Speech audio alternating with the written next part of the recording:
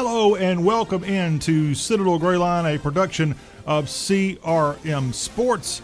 We are here with Jeff Hartsell of the Charleston Post and Courier. We're going to talk about the Citadel's game against the Coastal Carolina Chanticleers. That game went on last week in Conway, South Carolina.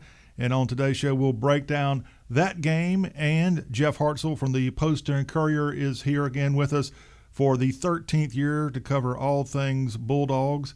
And we're going to discuss what the Bulldogs have coming up this weekend. It's actually homecoming, part one of two homecomings that the Citadel campus is going to be hosting here because they're catching up for what happened in 2020 and the unavailability or not able to have the homecomings of last year in the traditional sense. But we got Jeff Hartsell on.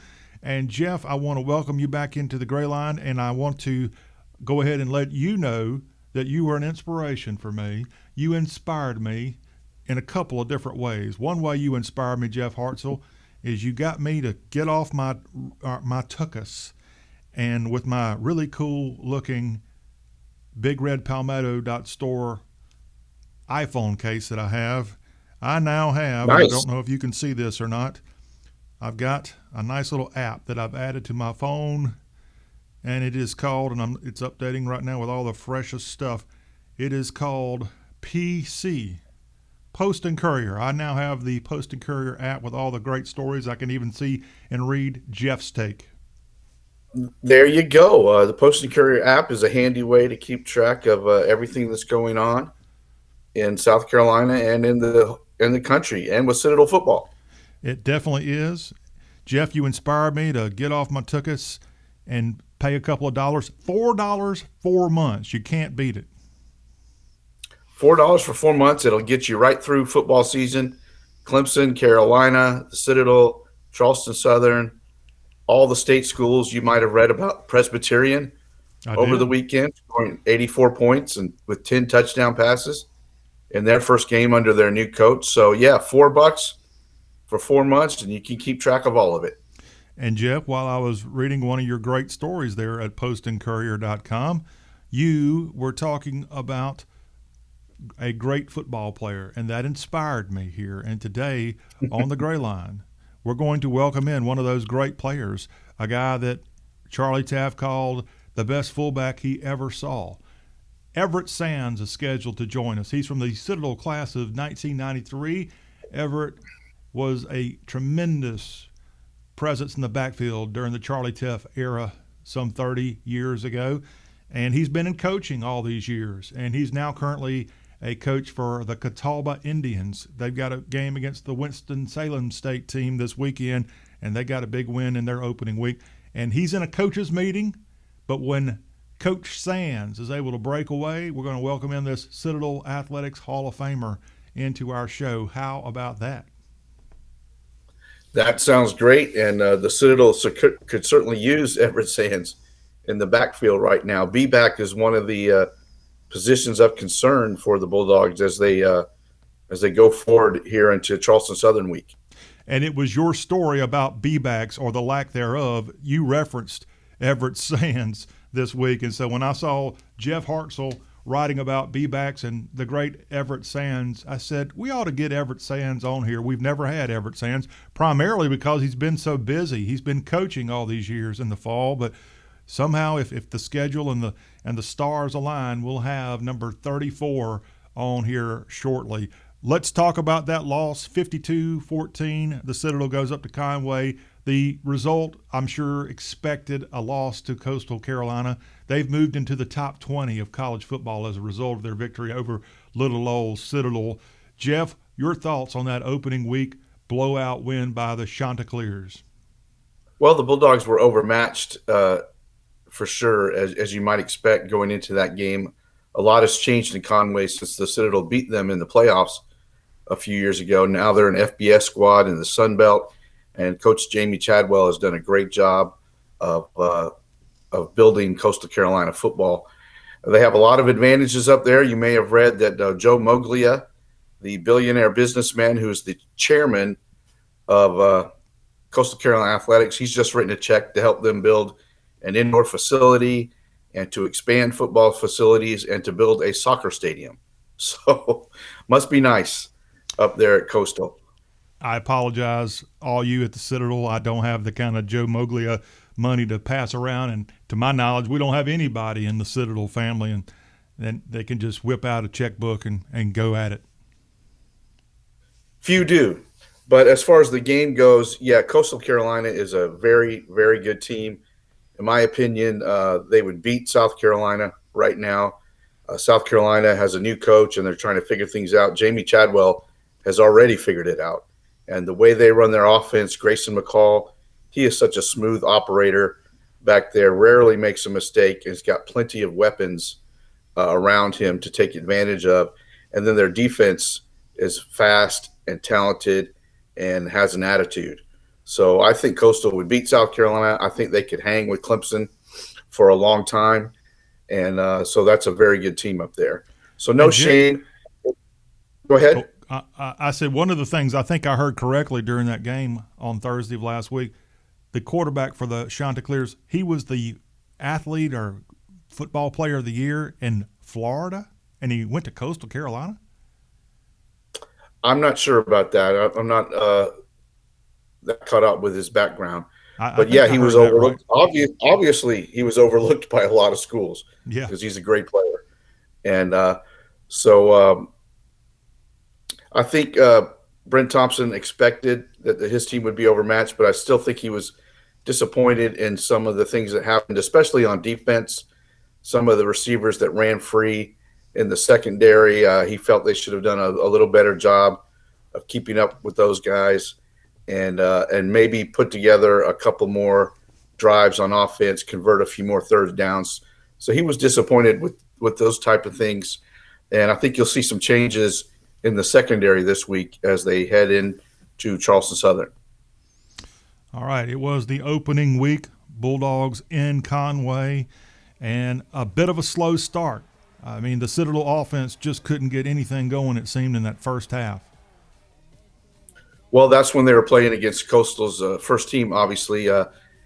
Jalen Adams did run for 100 yards on 16 carries, so he had his moments. But they couldn't get anything going on the outside with the A-backs. And then Nathan Storch pretty much had to carry the load by himself at B-back, which is one of the issues in that game. The Citadel was without 5 fullbacks against Coastal Carolina. That's hard to believe. 5 fullbacks were out for that game. So Nathan had to carry the load himself.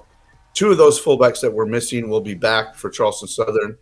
Those are Braden Walker, a freshman, and Emeka Nwanze, I think he's a redshirt sophomore, will be back as well. But they'll still be without Alex Ramsey, Logan Billings, and Clay Harris. Clay Harris, if everybody was fully healthy, he might be the starter, or Alex Ramsey. So, they're missing some good football players that be back. Jeff, do you have any idea if Storch was almost the 6th choice? Was there anybody behind Storch in the B-back position? There was Logan Brock. Okay. Logan Brock got a couple of carries in the game, but Nathan had to carry the load. He's a converted walk-on defensive lineman who the Citadel did not recruit. So yeah, he's a great story, but he also needs some help back there.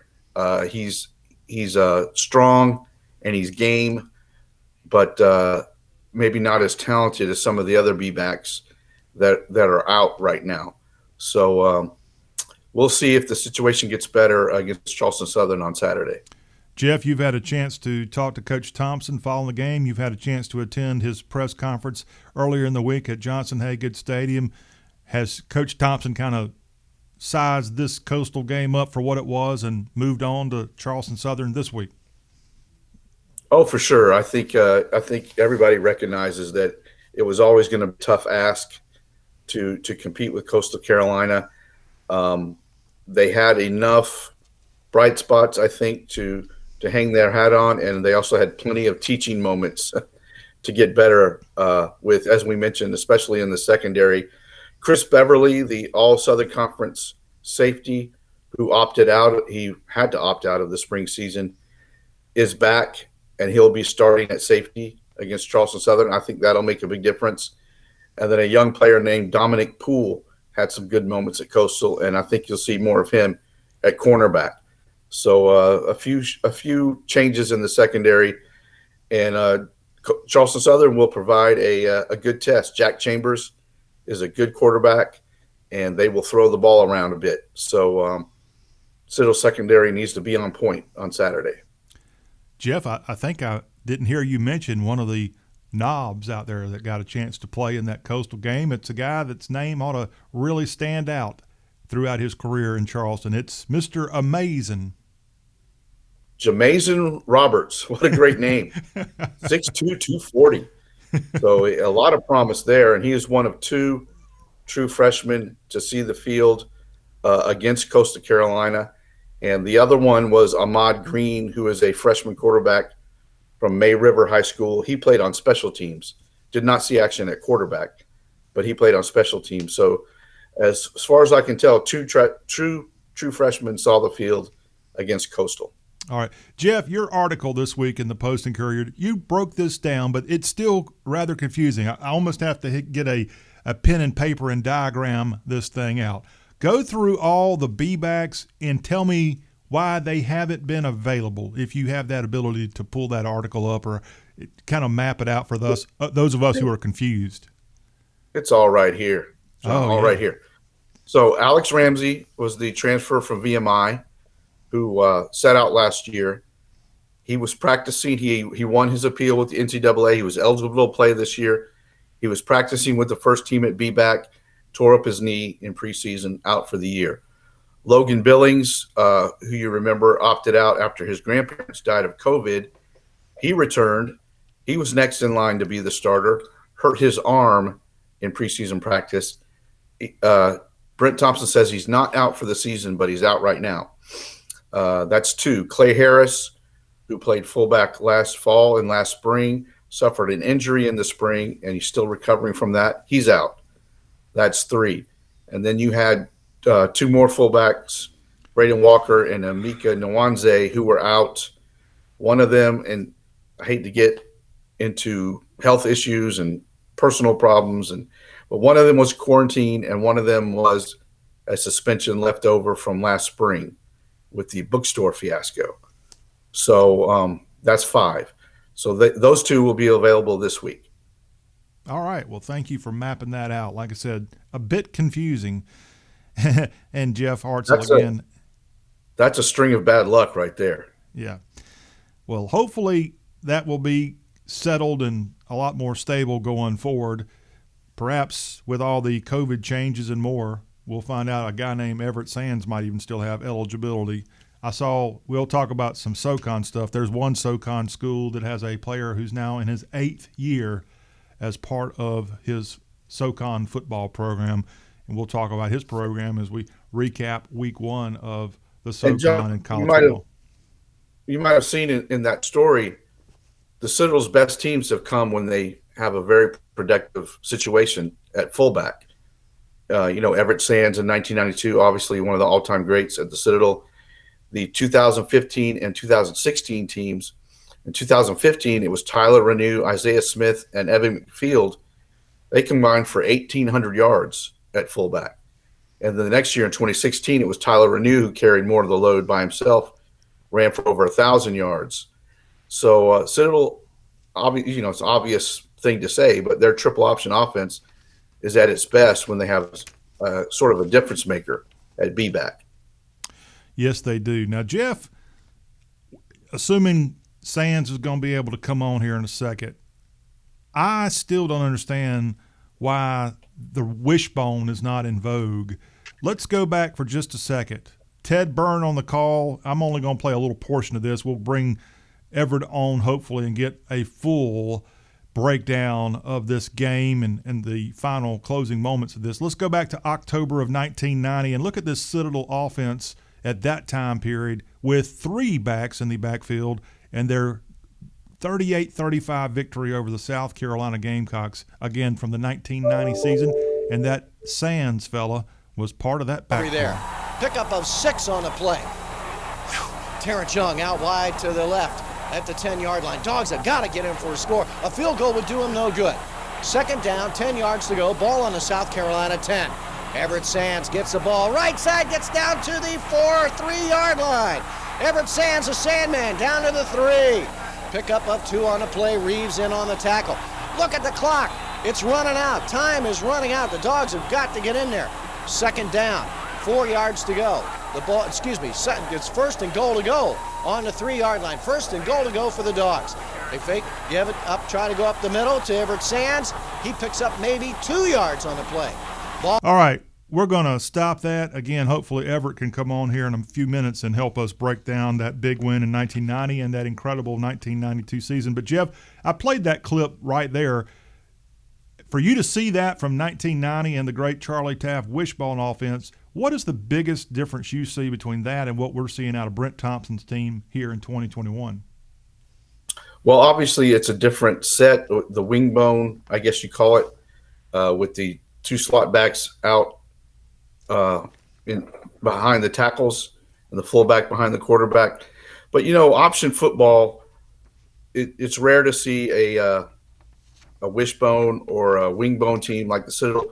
But you look at Coastal Carolina's offense, they're running the option. They're just doing it out of the shotgun, the pistol formation, with some run-pass option and that sort of thing. But they run a lot of option plays as well. So there's a lot of different ways to do it. And a lot of those philosophies and techniques convert from one to the other. But, when you run an offense like the Citadels or like Army, Navy, Georgia Tech used to, it limits, when you're talking about major college football, Division I, FBS, it limits the type of quarterback you can recruit because a good passer is not going to come run the option at Georgia Tech or Army or Navy. So that's why, in my opinion, a lot of teams don't run that option per se, although they use a lot of the philosophies and formations and things like that from option football. Jeff, the Citadel here of late is even getting walk-ons, I think, from the defensive side to come over and play in the backfield, i.e. Storch, which you just wrote a great article on him. Right, and that just goes to show the string of bad luck they've had at that position really since last fall, with opt-outs, injuries, other situations. They've had to go all the way down to the defensive line to get some fullbacks, and hopefully that situation will get better this week with two of them coming back, and then Clay Harris and Logan Billings hopefully can come back later in the year. But that situation needs to improve and improve quickly. The Citadel Gray Line is presented in part each week by 2 of our great partners, IPS Packaging and Big Red Palmetto Store. We're going to give you a chance to win a $25 gift certificate from Big Red Palmetto Store in just a few minutes. Want to congratulate Chris Maxon of the Upstate, as he was our winner from our first week, as he successfully guessed our trivia question, and that was, besides the current president of the Citadel, General Walters, who was the other 4-star Marine Corps alumnus of the class of 1979, and Chris successfully guessed Frank McKenzie. We had that on a Wednesday. Jeff, on a Thursday, Frank McKenzie's name was all over the entire world, as he is the gentleman in charge of the Central Command, and with all the unfortunate news coming out of Afghanistan, General McKenzie was taking part on big-time press conferences with the Defense Department and more. So, Chris, congratulations on that. Chris, who's tuning in right now, by the way, one of our most loyal viewers and listeners, Chris has sent us a message, and you're welcome to put us a message here on our Facebook Live broadcast if you would like to, or if you would like to maybe give us a call, 843-779-8496. Chris wants to let everybody know the Stray Dog Greenville Citadel Club is having a tailgate party at Furman on October 16th. It is from 3 p.m. to the start of the game, and that's going to be, I think, a 6 o'clock kick. And the tailgate party that the Stray Dog and Greater Greenville Citadel Club is putting on there is right next to the stadium on the Furman campus. So October 16th. Chris, we're getting way ahead. We got a lot of stuff going on between now and then, but some of us us old folks need to go ahead and put things like this in our calendars so we don't forget. So we appreciate you sharing that information with us. Again, we're presented in part by BigRedPalmetto.store and IPS Packaging. Let me tell you about IPS Packaging. They're also based out of the great South Carolina upstate. IPS Packaging and Automation is a name that y'all can trust. Since back in 1976, IPS Packaging and Automation's been providing manufacturers and e-commerce companies with the very best packaging products and automation in the industry. They offer a complete line of packaging products. They've got stretch films, 3M tapes, corrugated boxes, strapping, and equipment automation. IPS Packaging and Automation will analyze and streamline your current methods to improve your packaging process. Give them a call. Derek Murdoch, Citadel class of 1997. Call them at 800-277-7007 to learn about IPS Packaging, or go to the website ipack.com. IPS Packaging and Automation is a proud supporter of Citadel Bulldog Athletics. All right, this weekend, the Bulldogs put Coastal to the side. They focus on Jamie Chadwell's old employer, Charleston Southern University. It is the first of two homecomings for the Citadel this year. This weekend, it's the classes that end in 0 and 5 having their special time on the Citadel campus. Jeff, I know Charleston Southern went through a coaching change a few years ago. How has that been going? It's been going pretty well. The last time the Citadel and Southern played was in 2019, I believe, and the Citadel won a close game. Charleston Southern started one quarterback, and then Jack Chambers came in to finish the game and sort of brought the Bucks back almost to victory. And he'll be the starter this week for Charleston Southern for Coach Autry Denson.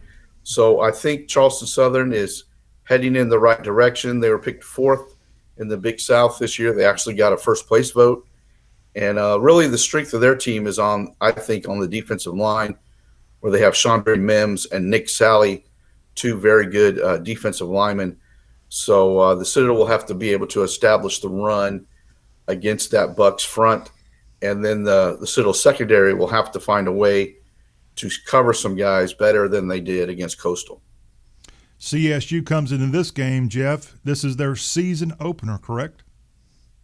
That is correct. I think they played 3 or 4 games in the spring, if I'm not mistaken, and this will be their season opener. All right.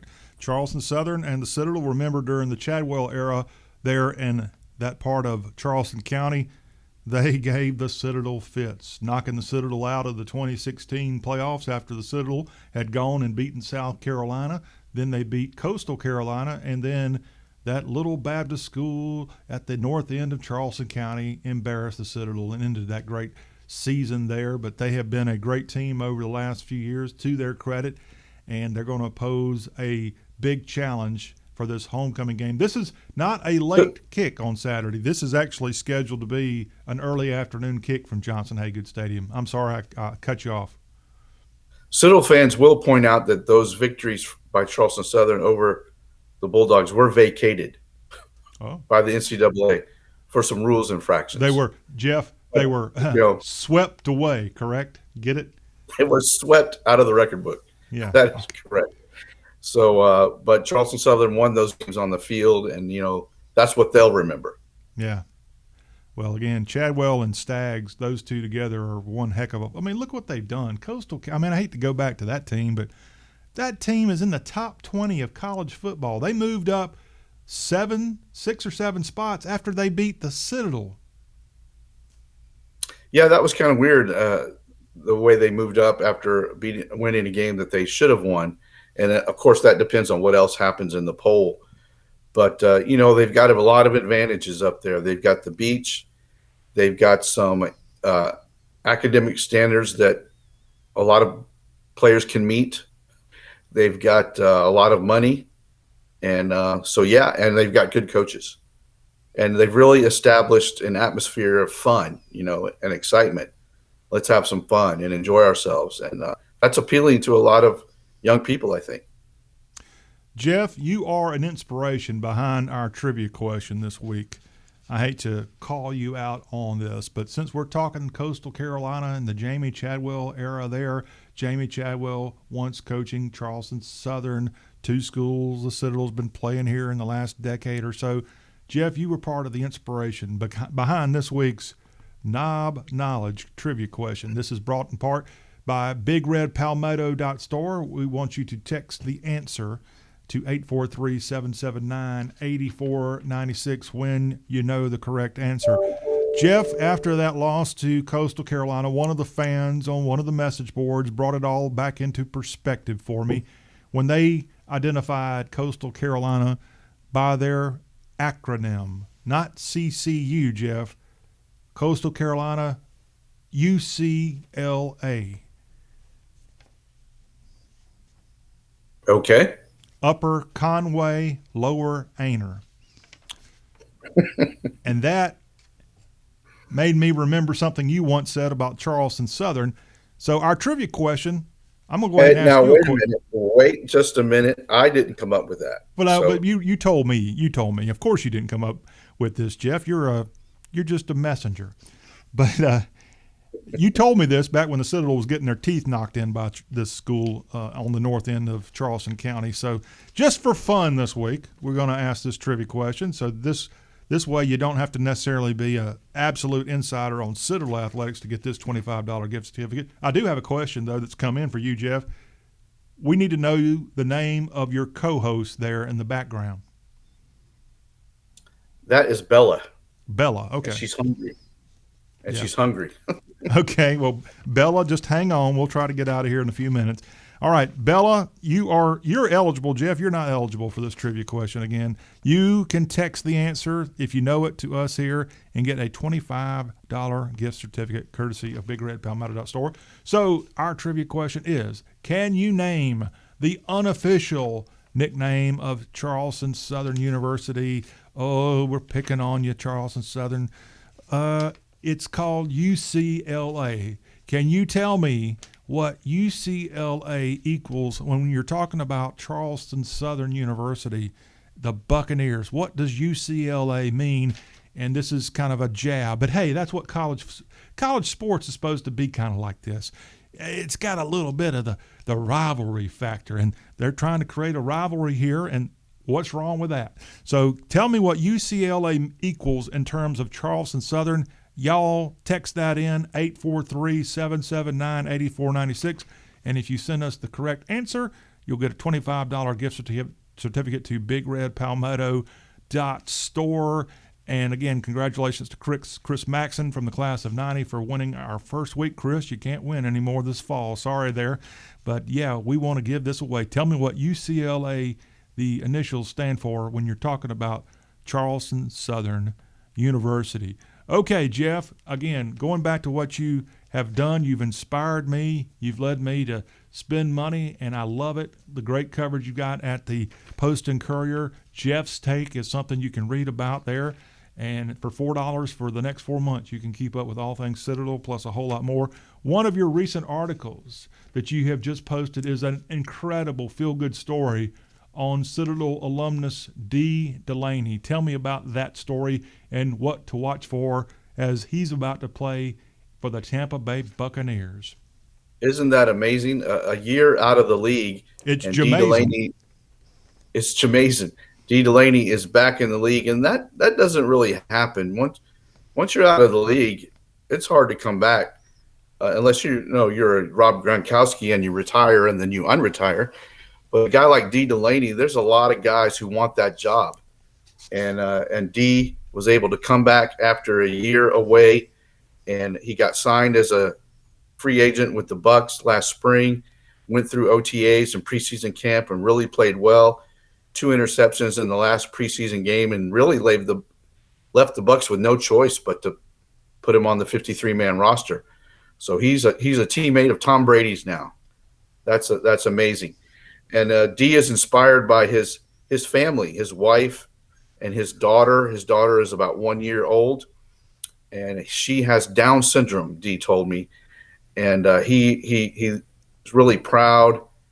You can tell how proud he is of his family and what an inspiration his daughter is for him to stay in shape, to keep working out during that year away from the league. He was coaching down at Whale Branch High School in Beaufort County. That's where Dee went to school. He was an amazing athlete. 14 varsity letters he won at Whale Branch in different sports. Let's see, football, baseball, basketball, and track were his sports. And now he's a married man with a family and really feeling the responsibility to take care of his family. He even considered joining the military during his year off from football, took the test to be an officer. He said he passed it. He was pretty proud of that as well. But his agent told him, don't make any rash decisions. Let me see what I can do. And his agent did a great job, got him in with the Bucks for an opportunity. And then Dee made the most of that opportunity, and he'll start the season on the 53-man roster with the Bucks. I think they opened the season with the Cowboys this week. Yep, so Thursday night football is the first game of the season. He'll be the fourth or fifth cornerback and a staple on special teams, I'm sure, for the Buccaneers. And just a real, as you mentioned, a feel-good story. And added to that feel-good story, at Brent Thompson's press conference this week, he referenced that Dee Delaney came up through the summer months and worked out with the current Citadel football team. And I'm sure that had to be really neat for the players to be around a guy who's been in the NFL, and it likely helped their game.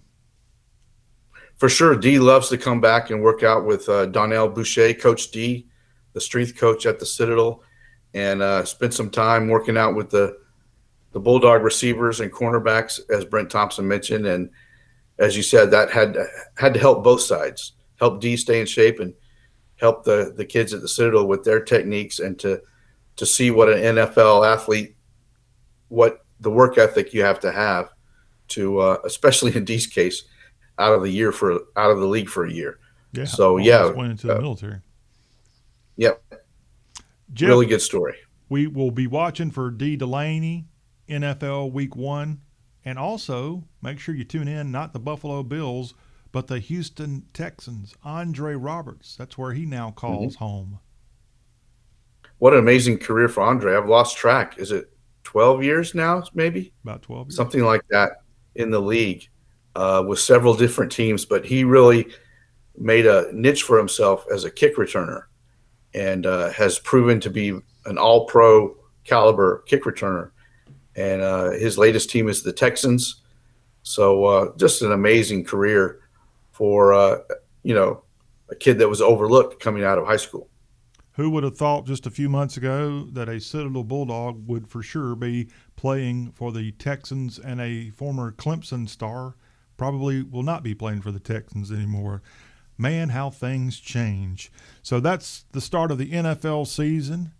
Citadel football, again, with Charleston Southern this weekend. Jeff, this is, for a lot of people, their first chance to come back to a mostly full Johnson-Haygood Stadium, first chance in about 2 years. They're going to see some definite changes when they walk in the building this weekend. No question about it. If they were not able to make it to the one game in the fall or the 4 games in the spring, of course, they got the new turf field down there. They've got the new scoreboard that is ready. They've made some other additions as well. I think there's some Hall of Fame jerseys and names dotting some of the fences and walls at the stadium. Of course, the big issue is that C in the middle. When are they going to be able to update it with the new logo? That's going to be, excuse me, it's going to be a while, at least until after the season, obviously, before they can get that new C put in there. So, it should be great. Attendance was limited to just 3,000 in the fall and in the spring. So hopefully there'll be 10,000 plus at the game on Saturday. All right. Again, it's the home opener, Charleston Southern, the first of 2 consecutive weeks where the Bulldogs will be calling home, as they'll be against the Bucks this weekend. And then on the 18th, it's the North Greenville Crusaders coming in from beautiful downtown Tigerville, South Carolina. That's a nighttime kick there from Johnson-Haygood Stadium. Actually, they have a game after a week off. They'll have VMI coming in for Parents Weekend, October 2nd. So 3 consecutive college football games at Johnson-Haygood Stadium, a little week off between games 2 and 3. College football is back. Excitement around this program. And I was looking at the schedule, Jeff, something we did not do with you last week. It's always been a tradition, or at least we try to make it a tradition, to get Jeff Hartsell's prediction of just how good this current year is going to go. We usually try to do that in our first week, but since we started our first show for this fall, actually a week before we were supposed to because of the Thursday night game in Conway, Jeff, we let you off the hook, and we didn't put you to the challenge of predicting how this season's going to go. So we got Coastal Carolina. That's in the books. Charleston Southern, North Greenville, VMI, at ETSU, at Furman, Western Carolina, Mercer, at Sanford. Wofford's home for the second homecoming of the year, and then the Dogs wrap up the 2021 schedule at Chattanooga. Jeff Hartsell, we don't have a drum here, but tell me how you predict this season's going to go for El Cid. Well, I'm telling you, it's a tough schedule. There is not a sure win on here except for, probably North Greenville. Everything else is 50-50 at best for the Citadel. You might have seen that ETSU beat Vanderbilt by 20 points this weekend. That's the SoCon's first win over a Power 5 team since the Citadel beat Georgia Tech in 2019. VMI, Furman, Mercer, Sanford, Wofford all had good wins on the weekend. Wofford played a close game with Elon. The one disappointment in the league was probably preseason favorite Chattanooga, which lost to Austin Peay in their opener. Austin Peay is a pretty good team. They're a ranked FCS team. So, I don't know how much you can draw from that, but Chattanooga's offense did not look good at all in that game. So the Mocs have some questions to answer as well. So I think it's going to be right around a 500 season for the Citadel. That's what I really think. It's Jeff, a tough SoCon slate. That is not what people want to hear. I got to be honest. And this is a tough SoCon slate. VMI, no longer a pushover. Western Carolina has a new coach, Corwin Bell, who's going to throw the ball around a lot. They lost their season opener, but they scored 28 points. Furman looks to be better than they were last spring. Mercer's got a good coach. Sanford's going to score a lot of points. So it's a tough slate, I'm telling you. And just so we can go ahead and get this out of the way, this is going to come up. If there's going to be losses coming, you're going to start having people ask, so why don't they fire Brent Thompson? And, Jeff, you've told us this before. Please, since it's a whole new season of Citadel Greyline, remind people about the Citadel and its way of making coaches changes. They don't fire coaches before their contract is up. So, and I think Brent has one more year after this one. I'm not 100%. I'm not 100%. I remember it's 2022 is the final year. Right. So, and he has not gotten an extension of late that I'm aware of. So, he'll coach out his contract. But, he was 10-2 in his first season, won the SoCon title. Since then, basically been a 500 coach, except for this COVID year, which, there's plenty of asterisks to go around on that year. It's hard to hold too much against any coach during that time period. But, it's time for the Citadel to take a step forward if they're going to be a SoCon title contender under Brent Thompson. This would seem to be the year. The roster is stacked. Super seniors like Raleigh Webb and Willie Eubanks are back. But the league is as tough as it's been in a long time. That is. Wofford and Furman may have slipped a little bit, but Chattanooga and VMI and ETSU are on the rise. So that makes – and Wofford and Furman are going to be – it's only, in my opinion, only so far they can slip. They've got a good baseline. They're not going to be terrible in any year. So the league is tough. And Jeff, as wonderful as the years 2015 and especially 2016 were, the perfection there in the SoCon in 2016, that's been 5 years. And if the Citadel does not have a winning season or a break-even season here this year, if they don't have a winning season, this would mark the 5th year in a row the Citadel has not got above 500. Yeah, and that is not what Citadel fans want or expect. And, of course, all the coaches at the Citadel are aware of that, and they want to win as much as anybody. I think the key question for this season is quarterback and the backfield. Can they find some playmakers at A-back and at B-back, slot back and fullback? And can Jalen Adams run the offense efficiently and hit a few passes here and there? If they can't do that, it's going to be an uphill climb.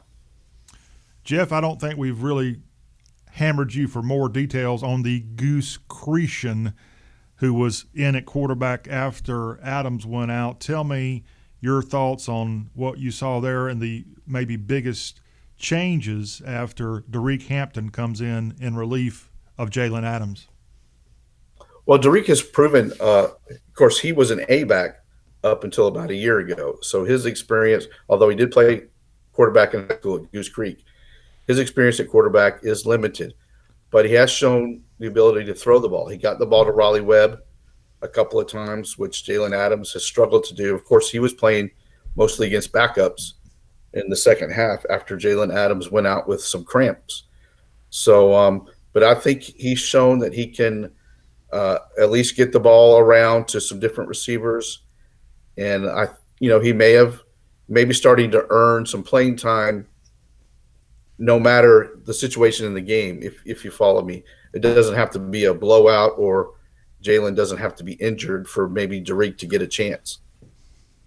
All right. Jeff, let me ask you, this is a story that broke after we finished our first episode 2 weeks ago, and just after that, this story broke that following weekend, the week going into the game week for the Citadel.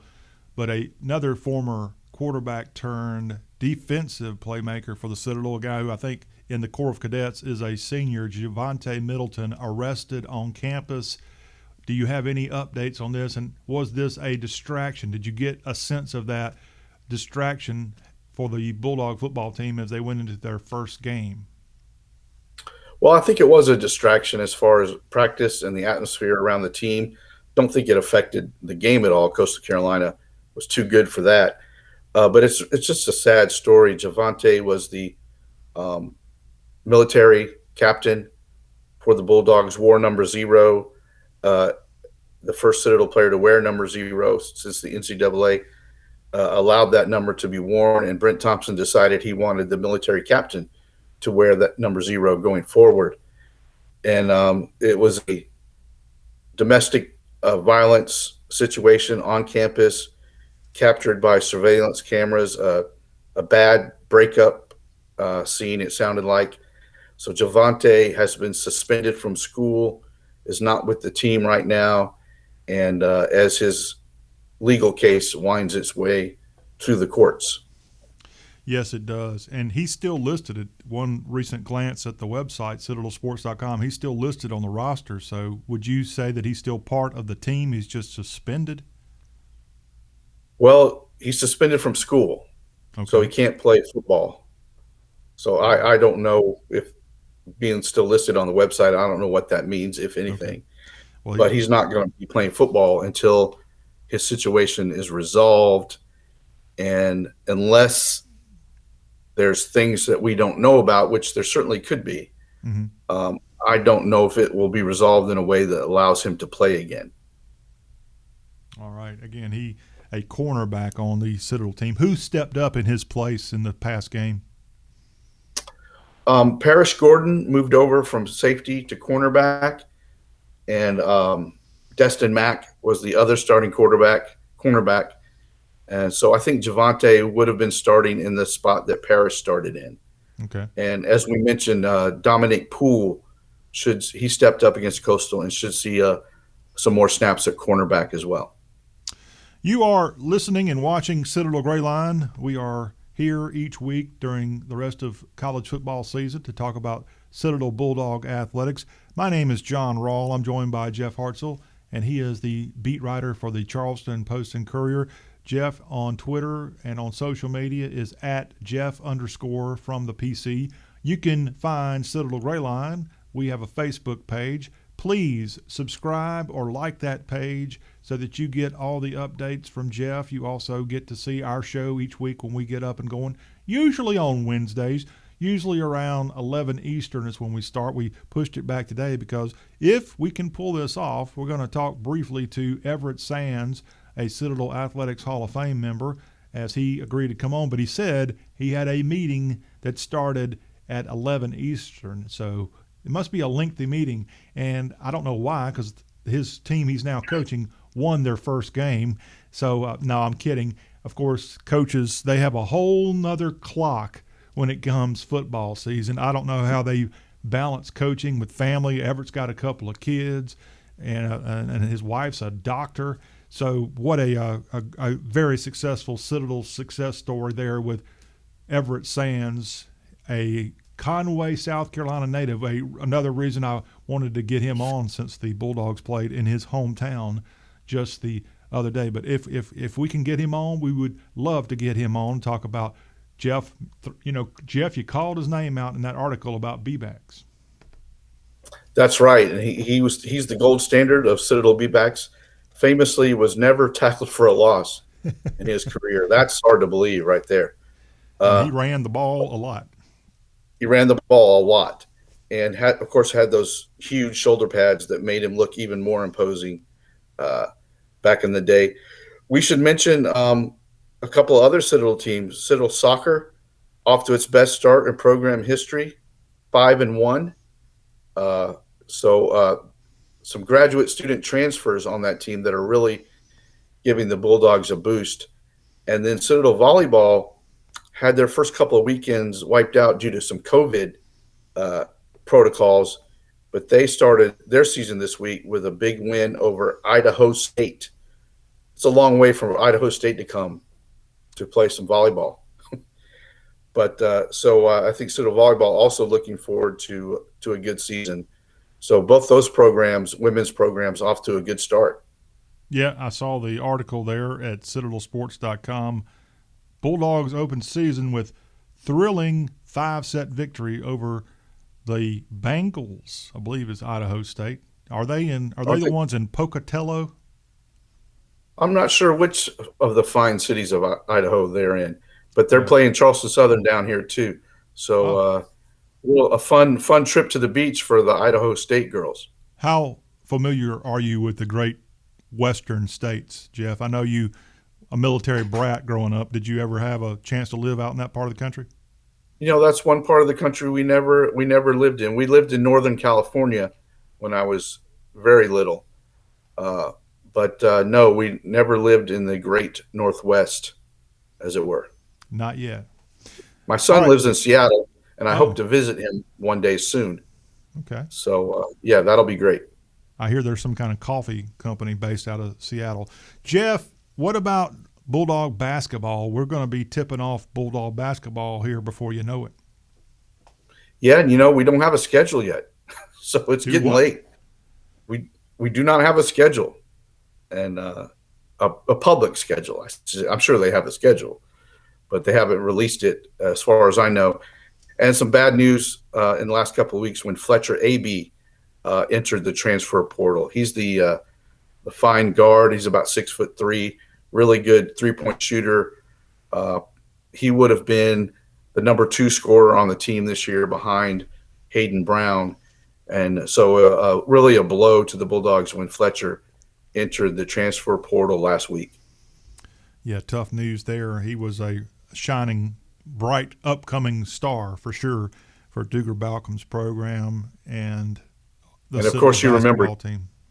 You'll remember Caden Rice transferred to Georgetown earlier in the year as a grad student. He had graduated from the Citadel and did his time with the Bulldogs, and with his extra year of eligibility, decided to transfer to Georgetown and play for Patrick Ewing. So that's where he will be. All right. He's, as far as you know, he's still there, Caden Rice at Georgetown? Yes, still there. Oh, how cool would it be if he has a great year for Georgetown? Would be awesome. Yeah. And maybe a chance to go on to the NBA. To my knowledge, Jeff, I hate to say it, Maybe he'll get to play in the NCAA tournament. Yeah, that would which be cool. no Citadel Bulldog has ever done. I don't think any. I hate to admit it. I don't think any Citadel players ever played in the NBA. Have you ever heard of any player? No. Okay. And he might be the first Citadel player or first player who played at the Citadel to also play in the NCAA tournament. I'm not sure if that's happened. I'll have to look that up. Yeah, I don't know about that one. All right, Jeff, anything else before I think we're going to go ahead and sign off because Everett Sands, again, he is now coaching at Catawba, and the Indians have a game coming up this weekend, and he told me he had a coaches meeting, so we just maybe have to get him on at a different time. Anything else housekeeping we need to know about from you, sir? No, I think we've covered it all. I think this Charleston Southern game is, in the scheme of things, is very important for the Bulldogs. It will be a much truer reflection of where the Citadel stands than the Coastal Carolina game was, for sure. If the Citadel is going to compete and contend in the SoCon, they need to handle business against Charleston Southern. Again, Bulldogs at home. Johnson-Haygood Stadium is the venue. It's the Battle of Charleston. It's the Bucks and the Dogs, and this is going to be an early afternoon game, so please don't forget about that one. Gamecocks on the road this weekend. Clemson's got SC State, so no excuse if you're a low-country person or even in the Midlands. I don't care where you are in South Carolina. You could be in beautiful York County. Get on down to Johnson-Haygood Stadium. Get on down to Johnson-Haygood Stadium anywhere you are in America, in the whole world, frankly, and see this Bulldog football team. Let's get them back in the win column and turn this season around. Jeff's already predicting a ho-hum year. Let's prove Jeff Hartsell wrong. Let's prove me wrong for sure. And we should mention the Gamecocks are playing Mike Houston at East Carolina. He knows all about beating the Gamecocks, doesn't he? He sure does. And I heard Beamer this week bragging on Houston, saying what a good job he's doing there with the Pirates. What do you think about his rebuild of East Carolina's program? Well, it's probably taken a little bit longer than Mike Houston is accustomed to. He usually turns programs around pretty quickly, as he did at the Citadel. And then, of course, at James Madison, he inherited a solid program. So I think they're a little behind the timetable that Mike Houston might have set, but they are recruiting very well. And, of course, East Carolina football is very important at that school. They have a great game day atmosphere. So there's a lot to work with there at East Carolina. And he's going to pull off a stunner one of these days. And as a USC alum, I kind of hope it's not this weekend, but he's going to do it. Yeah, he's going to do it. No question. And I forgot to mention, I teased this earlier, USC now with a graduate assistant turn starting quarterback there with Zeb Nolan with the Gamecocks. How about East Tennessee State? Their player has made the dubious distinction of having his 8th season playing for a sports team. That's the first time any NCAA athlete has played 8 years for any athletics program. And he was the defending SoCon Defensive Player of the Year, but he did not play in the game at Vanderbilt when East Tennessee beat Vandy by 20 points, 23-3. Who is that player, Jeff? Do you remember? I don't remember his name off the top of my head, but Raleigh Webb might catch him. If Raleigh can figure out a way to play a couple more years, he'll get to 8. Yeah. He's on 6, I think. Yeah, he's only on 6. He's just a pup. But yeah, East Tennessee, big win. SoCon overall, a good weekend, good outing. The Citadel certainly didn't do anything to tarnish the Southern Conference's image with that loss at Coastal Carolina. But this week and the following week, the Bulldogs have a chance to get over that hump and have a winning record going into some tough SoCon games, starting with the VMI Cadets. And that's going to be a really tough challenge there for Parents' Day 2021. Jeff Hartsell, perhaps we'll have better luck with Everett Sands next week, or maybe a week where the Catawba Indians aren't necessarily getting ready for a game. I thank you for your time. And again, Jeff @_from the PC is his Twitter handle. And go do just like I did and sign up for the Post and Courier. 4 months, $4. The trivia question was not answered, so I am going to go ahead and just announce it here since we don't have a winner. the trivia question that I was looking for. What is the nickname, the not so nice nickname of Charleston Southern, if you want to kind of jab the Bucks? And that nickname would be UCLA. And Jeff, do you want to do the honors and relay what that stands for, or do you want me to? No, I'm going to let you handle that. Okay. All John. right. Well, he's the consummate professional. UCLA, the University at Charleston at Ladson almost. The University of Charleston at Ladson almost. And that's pretty accurate description because it's Charleston Southern, but it's not really in the city. It's really, I guess, technically in the city of North Charleston, but it's not really in North Charleston. It's almost in Ladson. Almost. Home of your, what is it, the Coastal Carolina Fair? Isn't that what that Ladson's most known for? And the McDonald's? That is correct. They have a fine McDonald's up there and the Coastal Carolina Fair. As a youngster, Jeff, I stopped off on that at that McDonald's the morning I reported to the Citadel. So that McDonald's has a little special memory for me. Also, while I have a chance, I just found out on Tuesday, sadly, that a gentleman who inspired me, a gentleman who helped me in the career that I chose, a member of the Citadel class of 1968, I think, Bob Waters, recently passed away.